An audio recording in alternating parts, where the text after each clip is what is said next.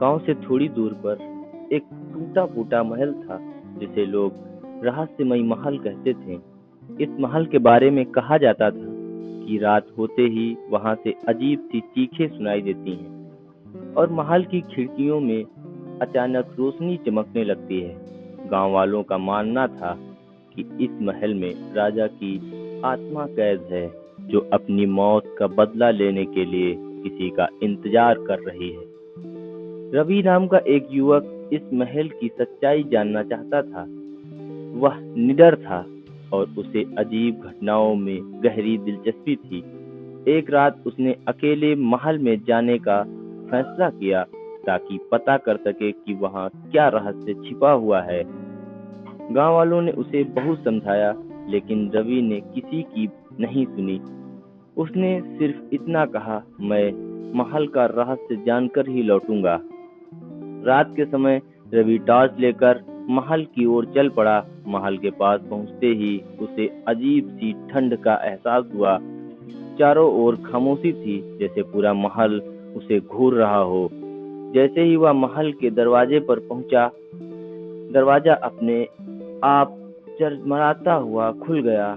रवि ने हिम्मत बटोरी और अंदर कदम रखा। महल के अंदर की दीवारें जर्जर हो चुकी थीं और हर कोने में मकड़ियों के जाले लगे थे। एक अजीब सी दुर्गंध हवा में फैली हुई थी। रवि ने टॉर्च जलाकर चारों ओर देखा। महल का मुख्य हॉल खाली था, पर वहां एक बड़ा सा ताज रखा हुआ था। जैसे ही रवि ने उस ताज की ओर हाथ बढ़ाया, उसे किसी के चलने की आहट सुनाई दी। वह पीछे मुड़ा तो उसने एक धुंधली आकृति देखी। यह आकृति एक राजसी वस्त्र पहने हुए एक बूढ़े आदमी की थी, जिसके सिर पर वही ताज था जो रवि ने देखा था।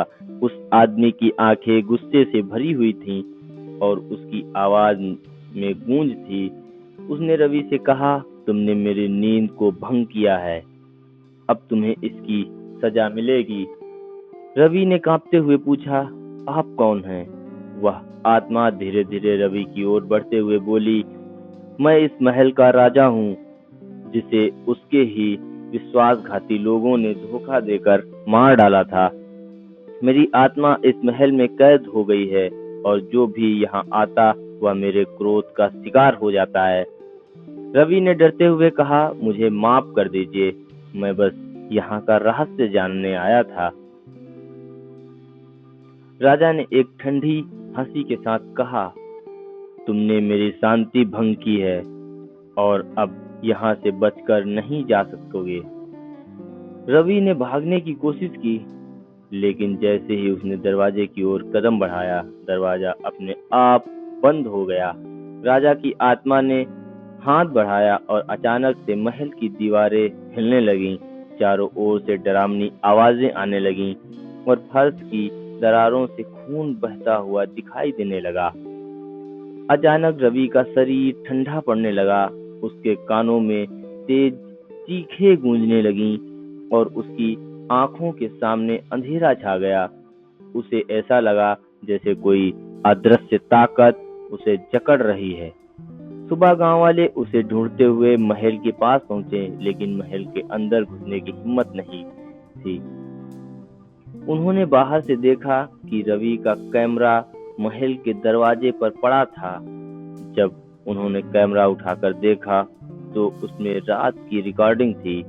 उस वीडियो में रवि के चीखने की आवाजें और महल के अंदर की डरावनी घटनाएं कैद थीं।